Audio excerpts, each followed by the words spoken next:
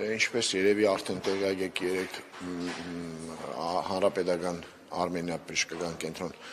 տեղափոխվել են 7 վնասվածքով հիվանդներ, տարբեր բնույթի, հիմնականում հրազենային, հիմնականում կրծքավանդակի որովայնի խոռոչի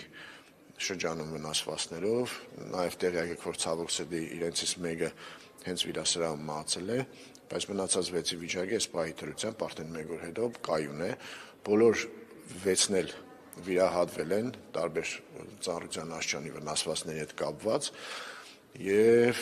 այսօր իրենց հեմոդինամիկ ցուցանիշները լրիվ կայուն են, նույնիսկ ենթակա են տարբեր բաժանմունքների տեղափոխման, այսինքն ռեանիմացիոն բաժանմունքում էլ հետագա բուժման ընթացք չեմ ենթադրում իրենց վիճակից ելնելով։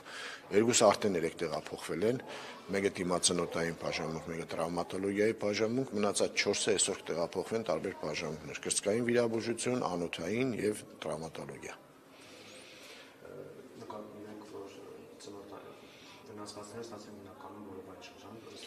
Մեկը դեմքի շրջանից է, մնացածը կրծքավանդակ, որովայն եւ ստորին ոսչույթի կոդրվածքով կա։ Նշեցիք, որ հիմնական հրազենային, այսինքն նաեւ դանակի։ Ես չեմ կարող հիմա ախտորոշումները հստակ ասել, բայց հիմնականում մեր վիրահատած հիվանդները բարդությունները, որ վիրահատություն է կատարվել, կապված են հրազենային վնասվածքների հետ։ Եվ նշեցիք, որ արդեն տեղափոխվելու են տարբեր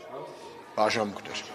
մեր հիվանդանոցի տարբեր բաժանմունքներ։ Դա ենթադրում է, որ իրենց վիճակը կայուն է,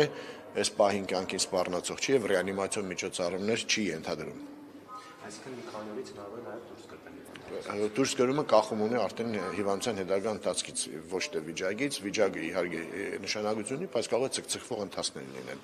Կարող է դուրս գրվել շատ արագ։ Հիմնականում միջին տարիքի ըստ իմ առաջին հայացքի գնահատմամբ։ Եվ կանոնպես մենք նաեւ ուշադրված ծառայությունը ոստիկանությունը ասող նաեւ Շնորհակալ ենք ոստիկանությանը, որովհետև իրենց ներկայությունը նաև ապահովել է մեր հանգիստ աշխատանքը եւ աշխատանքային ռիթմը պահպանել է։